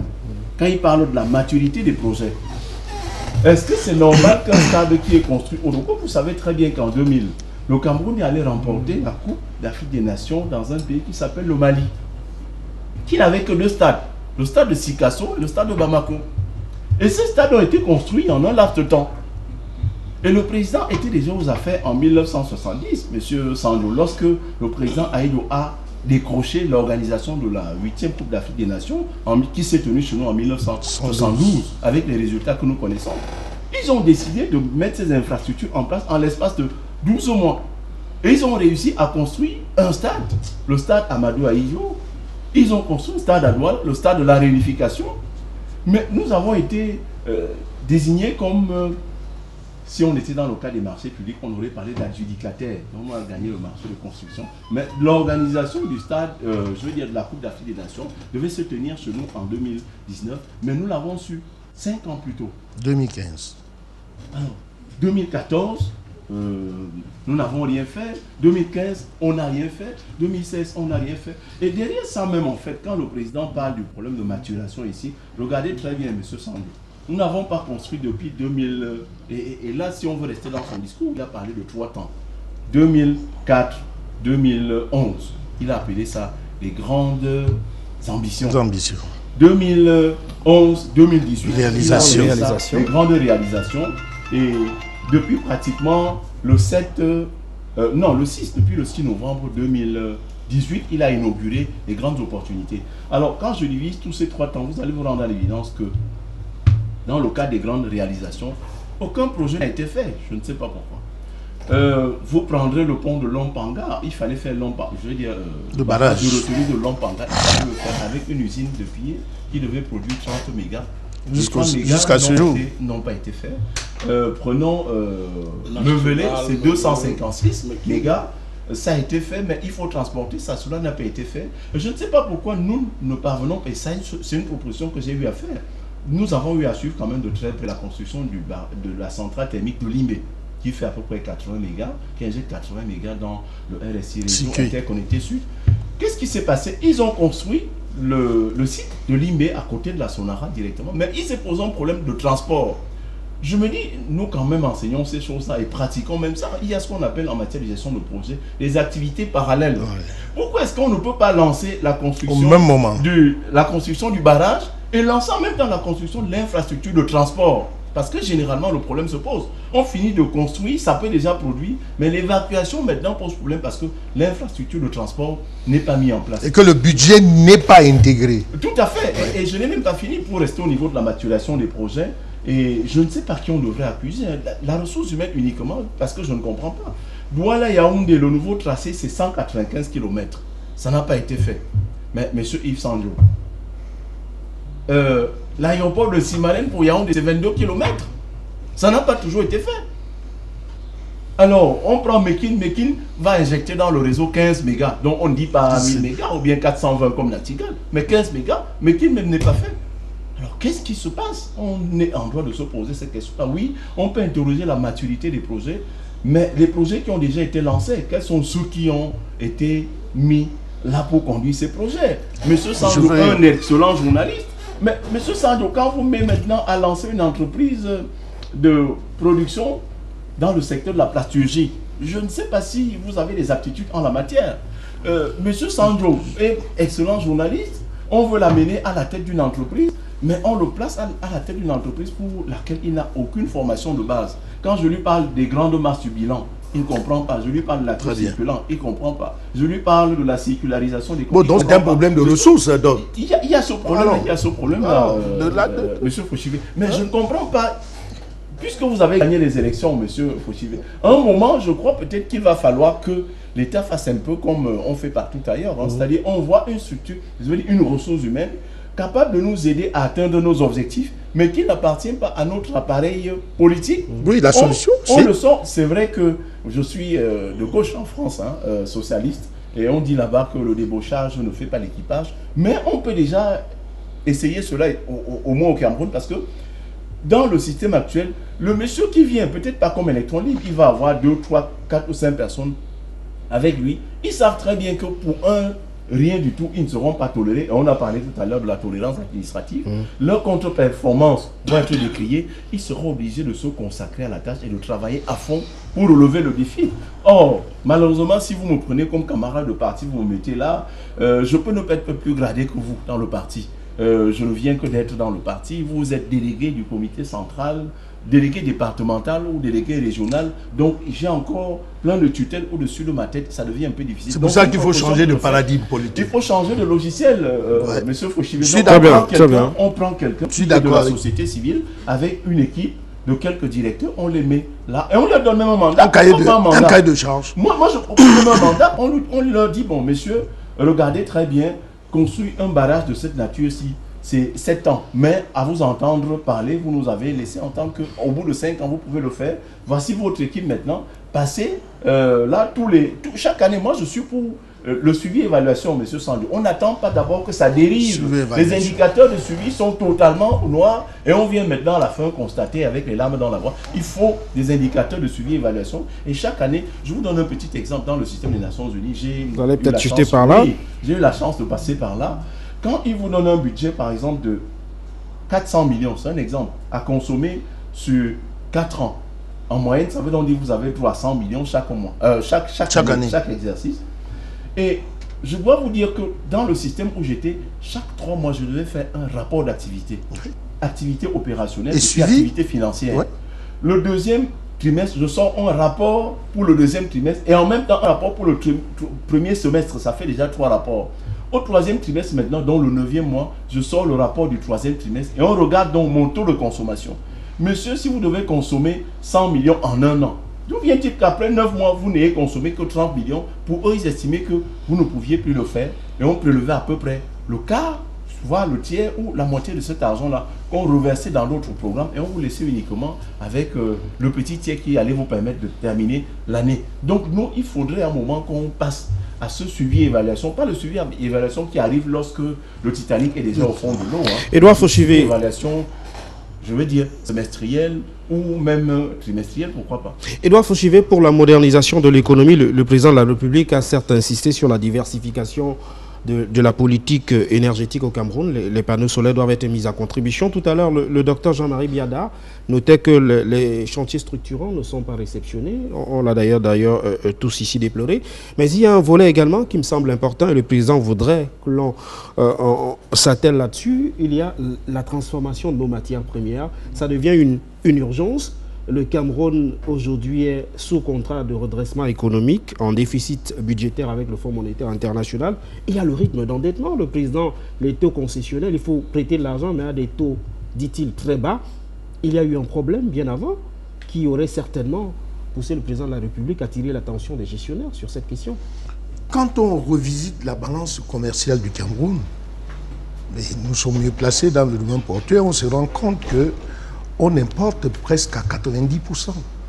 Et qu'à l'intérieur de ces importations, nous avons entre 40 à 45% de marchandises, sinon qui auraient pu être directement produites ici au Cameroun. Nous prenons le riz. Aujourd'hui, nous sommes en train d'importer l'huile de palme de Libreville. Qui l'eût cru? Donc quand on dit ça, vous comprenez parfaitement que notre économie est complètement tournée vers l'extérieur. Mais le problème, c'est que les ministères en charge de l'économie, du commerce, qui comprennent parfaitement qui donnent avantage à ces importateurs d'aller sur le marché international pour décourager la production interne, c'est là où il y a un véritable problème. Alors, les projets agricoles aujourd'hui, pour stimuler la production interne, comme il vient de dire le docteur, il n'y a pas un problème de suivi. Il n'y a pas un problème de suivi. Quand vous prenez aujourd'hui le kilo de riz qui est produit au niveau de Yagua, mais il devient plus cher que le kilo de riz qui est complètement importé. Il y a quelque chose qui ne va pas. Quand je dis ça, vous comprenez?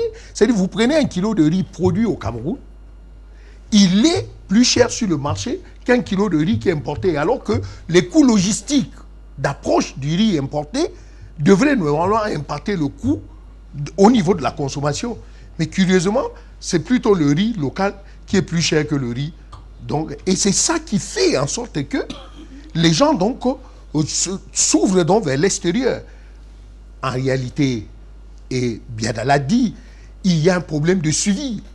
Si vous avez les ministères de commerce, les ministères de l'économie qui ne comprennent pas aujourd'hui qu'il faut encourager les productions internes avec le ministère de l'Agriculture, les gens vont... Je vous donne un simple exemple. Le Nigeria a complètement fermé l'importation du riz et taxé le riz importé à presque 200%. Quand les importateurs du riz nigérien voyaient qu'ils peuvent accoster à Douala et remonter au niveau de l'Interland, ils se retrouvaient gagnants. Et ça, c'est venu influencer la balance, notre balance, puisque le riz entrait au Cameroun, mais en réalité, le riz était dirigé vers le Nigeria. Et ça nous a créé un véritable problème. En 2015. C'est ce que j'ai dit, puisque je suis dans le domaine de portuaire. Et ça a influencé notre économie. Ça veut dire que l'importateur nigérien se dit, je ne peux pas, je vais payer 200%, n'est-ce pas, de riz accosté au port à Kou, je descends à Douala, je paye le poste d'acheminement, et puis ça rentre au Nigeria, et il est gagnant. Mais ils étaient gagnants, puisque à l'époque, nous avions le coût, l'importation du riz avec notre politique de 2008 contre la vie chère était égale à 0. Donc ils se retrouvaient au Cameroun en train de payer 0 francs de douane et ne payer que le poste d'acheminement pour pouvoir repartir. Mais ils ont largement gagné, ça a influencé notre balance. Ils reviennent donc à nous aujourd'hui. C'est pour ça que tout à l'heure, lorsque le docteur développait, je disais que c'était un problème de ressources. Il faut dépasser le paradigme politique pour entrer dans le concept aujourd'hui, n'est-ce pas, des compétences. On n'a pas besoin aujourd'hui de nommer un gars du RDPC pour diriger l'économie. On a besoin de nommer quelqu'un qui peut apporter sur 1 an, 2 ans, un cahier de charge. On lui dit, voilà ce qu'on attend. Fut-il de n'importe quel parti. Aujourd'hui, le parti, lui, il est un président d'un parti politique, il peut avoir derrière lui un gars qui maîtrise l'économie, qui maîtrise l'agriculture. On le nomme. Quel est le problème? Il faut dépasser le concept de parti politique pour aujourd'hui intégrer, faire en sorte que les Camerounais se retrouvent dans le principe de la gestion de la chose publique. Les paradigmes politiques, il faut complètement casser ces barrières. Et puis, je suis du RDPC. On va vous nommer demain et puis vous devenez, testament ce qu'il vient de dire, vous devenez aujourd'hui un responsable politique, vous convoquez les gens comme moi pour venir à réunion alors que vous n'avez jamais participé à une réunion. Il faut dépasser le concept. Il faut dépasser ce concept. Le Cameroun, comme le président vient de le dire, a besoin de tous ses enfants. Pas de tous ses enfants. En ce temps, les barrières politiques tombent. Les enfants, tous les Camerounais compétents, à l'intérieur, que de la diaspora, partout. Celui qui peut apporter une contribution aujourd'hui, le Sénégal l'a fait. Lorsque Macky Sall est arrivé, il est parti chercher les jeunes. Voilà, la Côte d'Ivoire l'a fait. Mais pourquoi le Cameroun ne partirait pas à la recherche aujourd'hui des Camerounais compétents? Le directeur des impôts vient d'où? Mais il n'était pas au Cameroun, on l'a nommé directeur des impôts parce qu'il était dans une institution extérieure. C'est parce qu'on savait qu'il pouvait apporter une contribution. Les Camerounais doivent se retrouver. Et c'est pour ça que nous, aujourd'hui, le socle de l'utilité nationale ne doit jamais être fragilisé. Il faut consolider. Très bien. Pendant Jean-Marc Goss, je voudrais qu'on sorte de ce volet économique. Il y a des inquiétudes. La transformation de l'économie doit être une priorité. On a les indicateurs macroéconomiques qui sont très surveillés par le Fonds monétaire international. La balance commerciale, tout à l'heure, Edouard Fouchive en parlait.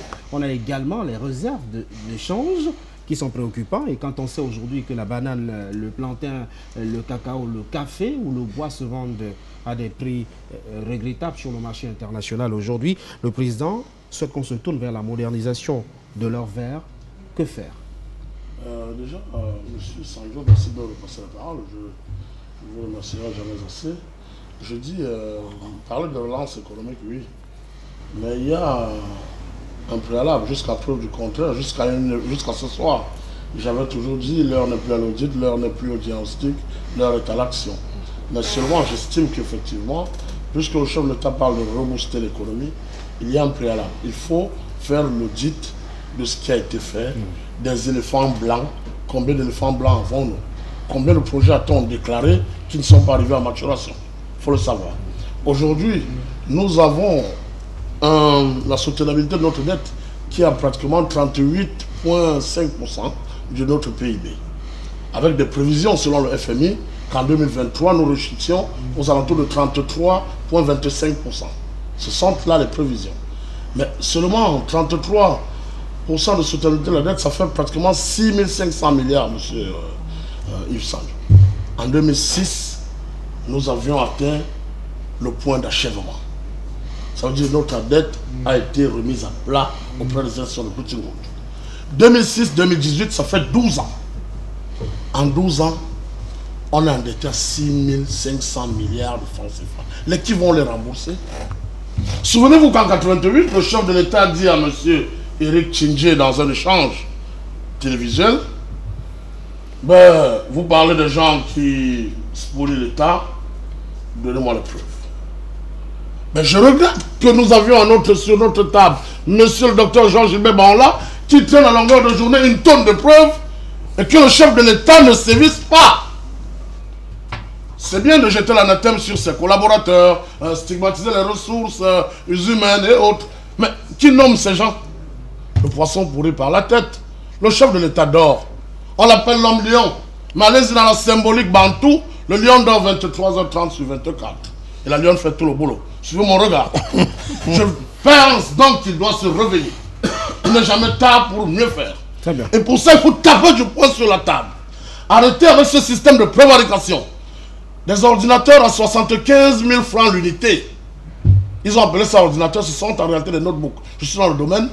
Donnez-moi 13 000 francs par unité, je vous livre ça depuis la Chine. 13 000 francs CFA. Quelqu'un a pu livrer quelques exemplaires.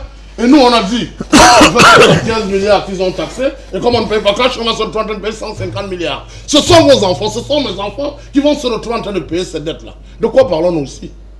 De quoi parlons-nous? Les Camerounais agonisent. Ils peinent à mettre la marmite au feu. C'est une fois par semaine. Les gens meurent pour 100 francs de paracétamol. Aujourd'hui, on se retrouve avec du plastique dans le ventre.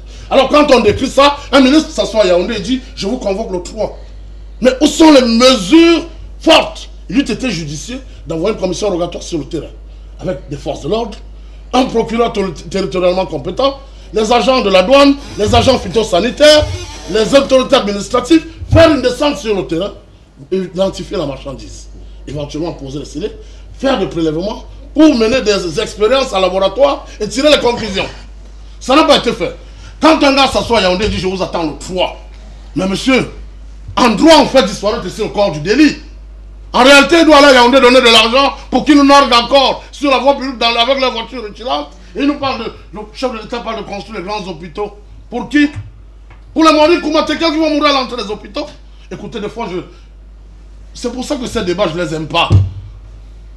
Parce que j'ai l'impression qu'on caresse dans le sens du point, mais ce n'est pas en caressant qu'on va rebâtir cette nation. En 1957, on a proposé à Oumyame, aujourd'hui, lui a proposé de devenir chef de l'État. Il avait deux conditions. Première, dissoudre le nationalisme, ça veut dire massacrer ses compagnons de lutte. Deux, défendre les intérêts du colon. On fait de lui le roi du Cameroun. Il aurait été comme tous ces gens-là, qui sont dans une luxure ostentatoire aujourd'hui, qui nous pratiquent la gouvernance de surdité, comme il y avait serait roi. Il faut qu'on se la cesse. Moi je dis donc, en politique, rien n'est tout noir, rien n'est tout blanc. On a vu le Rwanda qui a traversé un génocide il y a peut-être 4 ans. Aujourd'hui, il est là où il est. C'est possible de recorriger le tir, mais le chef de l'État doit sévir. Tout à fait. Je voudrais on va sortir de cette phase d'échange avec la complicité de la réalisation. Je voudrais qu'on nous accorde encore quelques minutes pour qu'on aborde un sujet qui est aussi important, même si le président l'a effleuré dans son discours. Il s'agit de la Coupe d'Afrique des Nations 2019 retirée par la Confédération africaine de football. Docteur Jean-Gilbert Banla, on va commencer par vous. Le président n'a donné aucune précision sur des mesures que certains auraient souhaité voir mises sur pied depuis l'annonce de le retrait de cette organisation-là. Mais les chantiers, disent-ils, doivent se poursuivre et doivent être livrés dans les délais.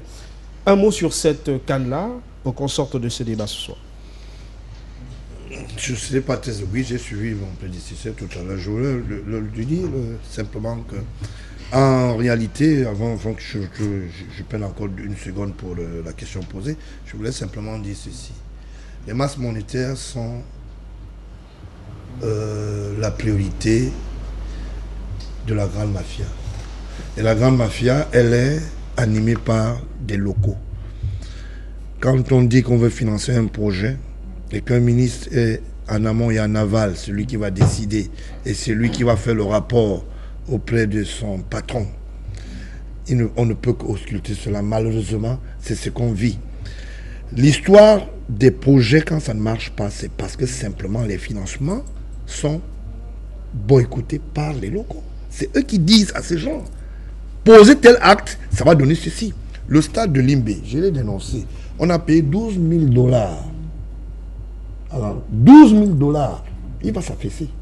J'ai vu le Premier ministre aller dire que c'est bon. Hein. Le stade de Japoma, ça a pris 8 000 $. Parce que les gens ne respectent pas l'architecture. Ils mettent là 8 000 $ de corruption. 8 000 8 000 $. 8 000 $. 8 voilà, 8 millions de dollars. 8 millions de dollars. Voilà ce que je voulais dire, merci. Parce que simplement, il y a des gens qui prennent de l'argent. Ils aiment de l'argent. Et ça, que vous vouliez ou pas, c'est leur comportement. C'est la même chose pour nos entreprises qui ne fonctionnent pas, nos projets qui ne fonctionnent pas. C'est ça la réalité. Et les économistes, là je vais m'agripper sur celui de la droite, ils ne nous disent pas la vérité. Parce qu'ils sont très proches des gestionnaires étatiques. C'est eux qui égalisent et qui auditent les comptes. Il ne peut pas être contre le centime additionnel. Je ne suis pas très dur avec lui. Ces auditeurs, ce sont ces économistes, non? Qui disent que oui, ça marche bien aux finances, ça marche bien de l'autre côté, et ils valident les comptes. Il y a quelqu'un qui pourrait aujourd'hui en prison. Fornjinda. C'est un économiste qui l'a mis dedans, c'est un auditeur. Parce qu'on l'a sorti de prison, on lui a dit, on veut la tête de ce monsieur. Parce que ce monsieur a voulu replacer l'économie en fabriquant des plateformes pétrolières. Aujourd'hui, il est en prison. Et ceux qui l'ont mis en prison sont aux affaires. Et c'est pour cela qu'aujourd'hui, il y a un problème, un problème qu'on appelle, je vous l'ai dit, de boostage qui doit se faire. Et qu'est-ce qu'il fait en prison? Parce que simplement, on refuse que les valeurs, comme il le dit, puissent être existentielles. Parce que même quand on apporte des preuves, quand on soumet ces preuves, les gars retirent un papier. Moi, je connais quelqu'un qui est né en 1945, mais il a construit une maison en 1930. Au Cameroun, je connais un commandant qui s'appelle Bell. Je suis allé au fichier regarder. J'ai regardé, Bell est né en octobre 52, mais il n'a pas de date de naissance. C'est sur un titre foncier normal. Et ce titre a été validé jusqu'à nous donner ce qu'on appelle un crédit. Et il y a même ce qu'on appelle des prélèvements sur titre foncier. Nous sommes au Cameroun. Hein. On parle du Cameroun. C'est pour cela que quand par exemple nous venons dans une émission comme ça, donnez-nous souvent du temps. Parce que les Camerounais veulent nous suivre. Quand nous allons comme ça, ils disent mais ils n'ont pas tout dit. Parce que, par exemple, la question dont on me posait pour l'histoire des stades. D'où viennent-ils qu'on retrouve un secrétaire général en train de livrer du sable? Il est camionneur, il est partisan, il est machin. D'où viennent-ils? Dans votre propre émission. Rappelez-vous, je vous avais dit. Ce monsieur, il va poser des bombes. Il va poser des bombes. Personne n'en parle. Tout le monde. Pour se sortir de là, je suis le protégé de la première dame. La première dame a besoin d'aller vendre du sable dans les camions pour avoir de l'argent. Elle a besoin d'attendre ses magouilles. Parce que les gens veulent vivre par attelage. Et c'est la réalité. Vous comprenez? Les gens ne peuvent que vivre comme cela. Comment vous pouvez... J'ai vu un jeune qui a tenu le langage dans un média, je ne vais pas citer ce média, c'est un média que je respecte beaucoup, dans une émission, qui dit, je vous dis que si le sac de ciment coûte 4 500, si ça devient à 16 000, il y a des intermédiaires qui... Ça c'est son téléphone. Je l'ai regardé comme un magicien. C'est un magicien. C'est un magicien. Et il dit que le sac de ciment peut être à 16 000 francs. Au Cameroun. Il a dit. Et il marche. Tout le monde l'a vu. Je ne parle pas seulement. Et donc, les gars. Vous êtes dans l'histoire de Japoma. Vous trouvez les anciens idoles. Ils vendent les terrains, même le parking. Tel que tu peux parler. On dit non, ne parle pas de Madiba. Le sénateur n'est pas avec Mila. Si je parle de lui ici, vous allez vous fâcher. Donc, voilà les réalités qui sont réelles. Les gens sont là, on connaît les criminels, on connaît les gens qui posent des actes. Il y a des solutions. Et je suis d'accord avec lui que le chef de l'État tape la main sur la table. Commençons nous-mêmes par taper d'abord la main sur la table. Commençons par dénoncer nos voisins qui posent des actes. Très bien. Là, maintenant, le chef va dire, quand il va parler, il va dire monsieur. Parce que moi, Sauf que quand dès que le chef de l'État... On va mener l'angle tribal. Non, mais c'est pas de ça qu'il s'agit. Si vous vous fatiguez, ils vont vous amener le langue tribal. Mais quand vous venez brandir les preuves comme on l'a dans les... On dit, mais le type là, il dérange. N'importe comment on trouve des solutions. Vous comprenez? Je vous donne un exemple. J'ai commencé à parler de la numérique dans ce pays. Il y a quelqu'un qui est l'ami des autres ici. J'espère qu'il n'a pas un ami ici, parmi nous, qui s'est retrouvé dans une histoire compliquée. On a gardé quelqu'un 3 ans en prison. Le cabinet a tout, aujourd'hui, est déjà assigné en justice grâce à moi. Vous pensez que je suis allé voir le chef de l'État pour ça? C'est parce que j'ai tempêté. On m'a dit non, si tu fonces, il y a un monsieur qui est le cœur du pays qui va faire. J'ai dit, je fonce. Aujourd'hui, le temps m'a donné raison. 3 ans plus tard, ils sont au tribunal et on est en train de lui dire, tu as vendu combien de maisons de l'État? Voilà autant de choses qu'il faut dire. Parce que quand vous parlez de l'économie, il faut qu'on dise comment ça se passe. Tout à fait. Et la vérité là-dedans, c'est quoi? Vous, les économistes, vous devez nous aider. Cessez d'auditer les faux comptes. Cessez de valider ce qui n'est pas vrai. Parce qu'à la fin, vous commencez à nous emmerder parce que c'est votre responsabilité. Et ça, je suis très loin là-dessus. Parce que si quand on valide, nous on dit que ce sont les assermentés, nous on ne peut rien. Mais quand on va vérifier, on fait la contre-expertise, on s'en rend compte qu'il y a eu le faux. Vous voulez nous dire quoi? Ne quittez pas les amphis universitaires pour venir auditer. Auditer si vous êtes des auditeurs, voilà. Un mot rapidement, docteur Jean-Marie Biada, on va sortir de cette émission. Un mot sur la CAN. Il faut fonctionner sur ces chantiers absolument, mais est-ce qu'il faudrait par la suite engager une véritable chasse aux sorcières? Pas une chasse aux sorcières, mais il faudrait quand même qu'on puisse marquer un temps d'arrêt. Vous voyez, si le Cameroun, depuis 1972, est devenu la nation la plus redoutable en Afrique, c'est parce qu'au sortir de la catastrophe de 72, ce n'était même pas autant catastrophique que maintenant. Ce n'était que 2 stades qui étaient en jeu. Et puis nous sommes sortis. Nous n'avons gagné que la médaille de bronze. Alors que le président voulait la médaille en or. Et les Camerounais de cette époque-là, nous avons fait un temps d'arrêt. Nous avons marqué un temps d'arrêt. On a établi des responsabilités. Et les gens ont payé immédiatement. On n'a pas traîné. Quelques instants après, c'est le Cameroun qui va gagner la Coupe d'Afrique de club champion. Et en 81, nous allons en Australie. Nous nous retrouvons là-bas avec les John Bonaventure et tout ce qu'on a connu. En 82, pour la première fois, nous allons au mondial.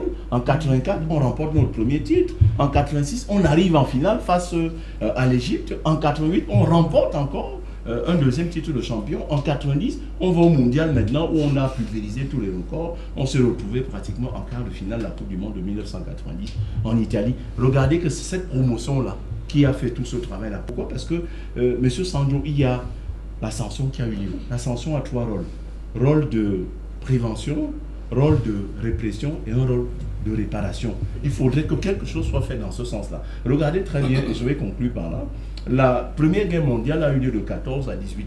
Et les gens qui ont occasionné cette guerre, avec 20 millions de personnes sur le carreau, 20 millions de morts, se plastronnaient partout, on les acclamait, on n'a rien fait. Et puis, 20 ans plus tard, en 1938, la Deuxième Guerre mondiale a commencé.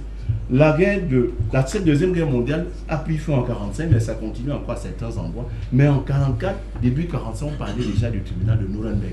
On a sanctionné tous les fauteurs de la guerre. Et depuis 1945, il n'y a plus jamais eu de guerre d'envergure mondiale. Donc moi, je suis pour qu'il y ait un temps d'arrêt pour cette histoire-là. Cette histoire, on va dire que bon, on nous a retiré, parce que c'est une grosse humiliation, M. Sandro. On nous a retiré l'organisation de la CAN 2019. Vous connaissez les conséquences économiques? C'est en termes de milliards. Ce que j'appelle souvent les métiers de foule. Les métiers de foule, c'est quoi? Ce sont ces petits métiers qui s'exercent parce qu'il y a de la foule. Vendeur on va dire quoi? Vendeur de Kleenex, vendeur d'arachide, vendeur d'orange. Ces métiers de foule-là, les établissements d'hébergement qu'on avait un peu partout. N'oubliez pas que l'année dernière, non, il y a 2 ans, le Cameroun a gagné la compétition qui cherchait dans le monde entier le site où on allait construire le monument de l'humanité, la mer de l'humanité. Le Cameroun l'a gagné, c'est au niveau de Kribi. C'était l'occasion pour tous ces gens qui arrivent là de leur présenter une opération comme celle-là. Donc, de mon point de vue, les conséquences économiques sont telles que ce serait une erreur extrêmement grave pour nous de rayer tout ce qui vient de se passer comme un trait de plume et continuer encore en disant construisons tout ce que nous sommes en train de faire. C'est d'autant plus que la CAN ne va pas se tenir en 2019. Donc la CAN va revenir, mais pas en 2019, ça c'est une certitude. Donc de mon point de vue, il faut que pas forcément que les têtes tombent, mais que les responsabilités soient établies pour qu'à l'avenir, ceux qui vont encore conduire les travaux pour la prochaine CAN qui arriverait peut-être en 2021 ou plus tard, sachent à quoi s'en tenir. D'abord, le pendant Jean-Marc Ngoss, sur cette CAN-là, le président tient néanmoins à réceptionner ces chantiers. Monsieur Sandro, je veux déjà dire une chose. Je veux marquer mon sentiment mitigé. Je veux dire, mon sentiment est mitigé à plusieurs titres. Parce que je fais un léger rétropédalage Parce que le chef de l'État parlait d'explorer de nouveaux paradigmes pour booster l'économie. Il a parlé quand même de nouvelles technologies. Et je crois que si on prend en compte l'intelligence artificielle à travers le financement des start-up, Tout à fait. je vous rappelle que la boîte Apple, pour ne citer que ces deux-là, chacune à elle seule est plus riche que plus de la moitié des États africains. Ils ne vendent que les smartphones et quelques appareils technologiques. Donc il y a de l'argent dans l'intelligence artificielle. Rebooster notre économie, on doit sortir des vieux paradigmes des années 60, le café, le cacao, le machin. Il faut explorer des voies nouvelles. Je tenais à le dire. Je dis, peut-être c'est dû au fait qu'on confesse la jalousie dans notre hymne. Va debout et jaloux de ta liberté. Parce que je ne comprends pas qu'on soit debout et jaloux de soi-même. C'est donc compréhensible pourquoi on a une nation de jaloux, d'aigris, de fourbes, de cyniques. Parce que ces élèves sont jaloux de la classe. Je suis déçu ce soir, c'est pour ça que je parle d'un sentiment mitigé. Dessus parce qu'on a vu un scandale, je tiens à le dire ici, parce que ces jeunes, à longueur de journée, me sollicitent pour dire, Podol, qu'est-ce qu'on fait? Le scandale de la MIDA. On n'a pas eu des gens qui ont mis les promoteurs en cause. Ils ont lancé leur affaire, ils ont été adoubés, crédibilisés, validés par les autorités. On dirait qu'il y a eu une histoire de partage entre, je ne sais pas moi. Bref, on voit une descente un jour, les gens viennent ramasser des milliards et des milliards, sous le prétexte que c'est une escroquerie. Mais c'est une escroquerie qu'il a dit. De tous ces jeunes qui comptaient sur ces projets de MIDA, parce que moi, tu me dis, apporte 10 000 francs, te donne 32 000 francs. Jusqu'à ce que tu ne m'aies spolié, ben écoute, si tu m'as donné les premiers 30 000, je reviens demain matin. Alors, je ne peux pas te taxer d'escroc aussi longtemps que tu continues à me satisfaire. Sur la base de quoi on peut dire que c'était une escroquerie. Maintenant, d'accord, soit l'État a anticipé pour une fois, notre État a voulu anticiper. On allait ramasser tout cet argent. Mais quand on le ramasse pour la paix sociale, il y a des jeunes qui sont allés s'endetter, d'autres ont vendu le petit commerce, d'autres ont prêté de l'argent à gauche, à droite. Vous avez pris leur argent, vous avez le listing des épargnants, des souscripteurs. Mais dites, Sanjo a donné 5 000. Écoute, je suis venu ici pour vouloir multiplier le jour plus un jambo. C'est toi multiplie par l'argent ici, voilà tes 5 000. Rentre. Un Gassa a donné 4 000. Voilà, prends tes 4 000. Depuis qu'on a saisi l'argent de la MIDA, cet argent est où? Ils sont jaloux de cette jeunesse-là. C'est de ça dont je parle. De la canne, vous attendez quoi de la canne? De quel chantier parlez-vous? Le président, on a parlé tout à l'heure des trucs qui vont s'écouler, mais moi, ça ne m'étonnerait pas. C'est une république méphistophélique. Non, président, non. Je dis, le Cameroun a besoin d'une main de fer dans un gant de velours. Non, président. C'est pour ça que j'ai dit, une femme, un enfant ne peut pas diriger le Cameroun. Allez, on va terminer rapidement avec vous, Edouard Fauchilé, sur l'affaire de la CAN. Vraiment en un mot. Oui, en un mot, je crois qu'il faut dire, il faut être président, je vous comprends parfaitement, mais nous avons dans le principe de l'économie un investissement et c'est en même temps promotionnel de la dimension de la jeunesse de demain, bien que c'est cette jeunesse qui va rembourser. Il faut donc achever ces infrastructures et intégrer ce que mon ami Georges vient de dire, c'est-à-dire faire en sorte que ces infrastructures ne deviennent pas cimetières de notre jeunesse. Voilà. Parce que si demain, nous avons 40 000 personnes pour un match et que ça s'écoule, donc maintenant, ce qu'il faut donc faire, il faut revenir à ce que le docteur Biada disait tout à l'heure, il faut faire un truc de contre-expertise en termes maintenant de la solidité de l'investissement. Maintenant, donner un timing et le phénomène de suivi projet pour que ça arrive à temps. Oublions, ou auditer comme tu l'as dit, président, oublions, il faut que ce soit, le président parler comme un père. Et ce côté me plaît beaucoup. Le président est un père. Il n'a nulle part parlé de sanctions, mais c'est en interne qui veut dire. Il faut qu'on démontre aujourd'hui que nous avons engagé les infrastructures sportives. Il faut les achever dans les bons termes, dans les bonnes conditions, pour une jeunesse de demain qui pourra nous redimensionner dans le cadre du football. Arrêtons-nous à imaginer qu'on aura encore la CAN. Oublions la CAN et restons concentrés. Maintenant pour chuter, parce qu'il faut dire que dans le concept économique, il y a des investissements. Que l'État maintenant puisse accompagner les Camerounais qui ont engagé les investissements et se mettre intermédiaire vis-à-vis de banques. Parce que si j'ai pris 2 milliards pour un investissement et que la banque commence déjà au mois de décembre 2019 à me demander de commencer à verser, il faut que l'État, c'est là où l'État doit être regardant. Que l'État donc demande à tous ceux qui ont eu un emprunt auprès de banques de venir maintenant se lisser et l'État se met les audits et se met intermédiaire pour les accompagner. Et l'État saura trouver un coefficient d'accompagnement. Messieurs, merci d'être venus sur le plateau de LTF Télévision. Mais oui, j'ai oublié de te dire bonne année, Georges. Je m'engageais sur ce terrain. Je m'engageais sur ce terrain. Ce sera en quelques secondes. Hein. Vous allez d'abord, Dr Georges Gilbert Banla, vous allez dire, tout le monde, vous allez dire vraiment en un mot. Hein, je dis bonne année d'abord à tous les panélistes qui ont été super. C'est difficile de réunir les intelligences comme ça. Ah, oui. Et ceci devra être un cas école pour ceux qui font de la prestigiation, qui se rasent avec des bouts de bouteille parfois. Merci mon ami. Je savais. C'est pour ça que tu m'as interpellé tout à l'heure là. Je voulais le dire. Je voulais dire ça au roi Mamoun. Merci. Mon passage là-bas pour représentant les intérêts de monsieur mon père par rapport au Ngwen. Oui. On m'a dit que tu étais sans me chercher, oui. C'est ça. Vraiment, j'ai rendu compte à qui de droit et tout le monde est satisfait. Et je voulais dire au couple présidentiel que bonne année déjà. Et pourquoi à la promotrice de cette maison, bonne année. Toute l'équipe, bonne année. Et bonne année même aux prédateurs, que le janvier nous porte et qui change nos comportements. Voilà. En tout cas, merci à tous d'être venus sur les antennes de la télévision du monde.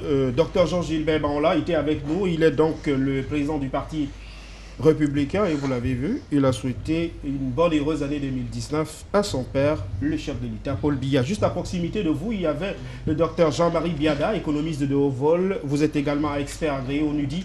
1000 fois merci et très bonne année 2019.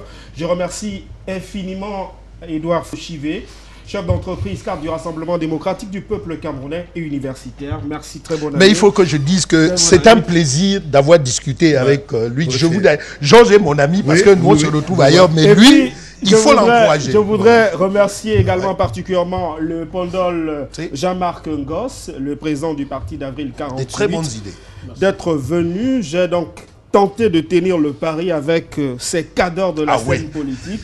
J'espère avoir tenu ce pari-là. Je vous souhaite à tous une très bonne année 2019. Restez en compagnie des programmes de la télévision du monde. Le meilleur est à venir. Merci.